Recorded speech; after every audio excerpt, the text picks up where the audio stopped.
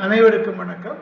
நம்முடைய அட்நெட் physics by Arun அப்படிங்கிற இந்த வீடியோ சேனலுக்கு உங்கள் அனைவரையும் வரவேற்கிறோம்.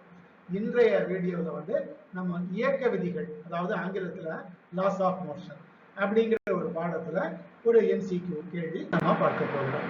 என்ன கேள்வி அப்படின்னு சொன்னால், எதிர்குறி ஒய் அச்சு திசையில், ஆங்கிலத்தில் நெகட்டிவ் ஒய் டைரக்ஷன் சொல்லுவோம் இல்லையா, எதிர்குறி ஒய் அச்சு திசையில் முடுக்கமடையும் துகளின் தனித்த பொருள் விசைப்படத்தை தேர்ந்தெடு. அதாவது ஆங்கிலத்துல ஃப்ரீ பாடி டயக்ராம் அப்படின்னு சொல்லுவாங்க.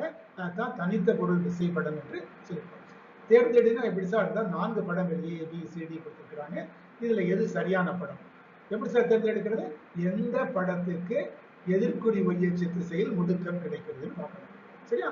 ஒவ்வொரு அம்புக்குறியும் துகளின் மீதான விசையை கணக்கிடுது. இதுல பாத்தீங்கன்னு சொன்னா ABCD 4 படம் இருக்கிறது.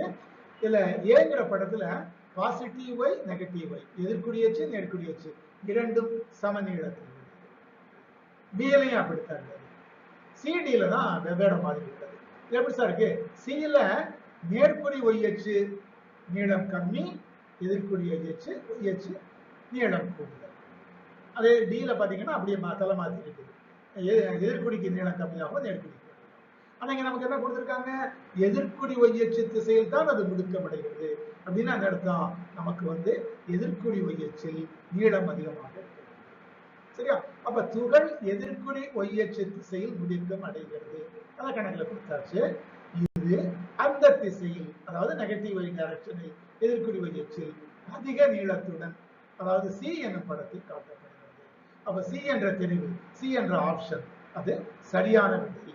ஓகேயா? சரி, இதுவரைக்கும் நம்ம இந்த இயக்க விதிகள் அப்படிங்கிற பாடத்துல 7 கேள்விகள் பார்த்திருக்கிறோம்.